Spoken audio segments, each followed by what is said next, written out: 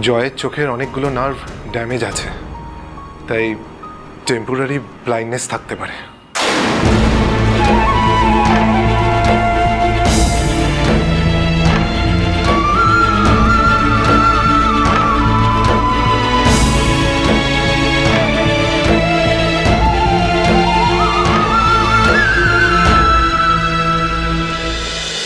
কি বলছিস তুই? হ্যাঁ কাকুমণি, সেই জন্য ভাইয়ের স্পেশাল কেয়ার প্রয়োজন, আর সারাক্ষণ একজন ডক্টর সঙ্গে থাকা দরকার।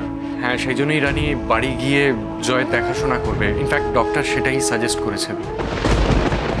সত্যি? কি বলছিস তুই রানী? তুমি তুমি আমাদের বাড়িতে থাকতে রাজি হয়েছো?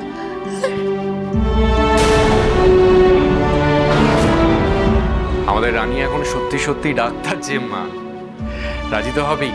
সাথে অনিশাকেও রাখতে হবে, মানে বড় বৌদি সেরকমই প্রস্তাব দিয়েছে। আর সেই জন্যেই মা আর আপত্তি করবে না, তাই তো মা?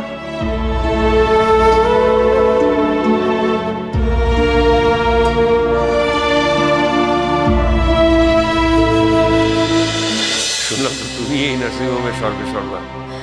শুধু আমি নই আঙ্কেল, এই নার্সিং হোমটা জয়েরও। আর আজকে তো জয়ের সবে অপারেশনটা হলো, তুমি কোনো টেনশন করো না। ডিসচার্জের আগে আমি নিজে ডক্টরের সাথে কথা বলে নেব। আর রানী, খুব ভালো হলো, তোমার সঙ্গে দুনিও যাবে, বাড়ির সবার খুব আনন্দ হবে। হ্যাঁ, সে আর বলতে।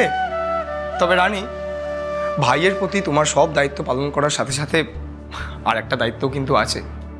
তোমার বান্ধবী, সে তো খুব অভিমান করে আছে।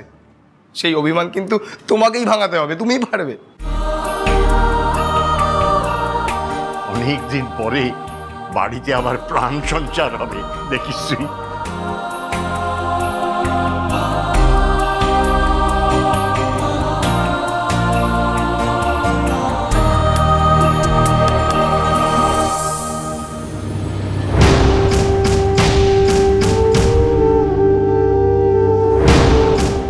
আমি জানি না এই সিদ্ধান্তে রাজি হয়ে ঠিক করলাম কিনা।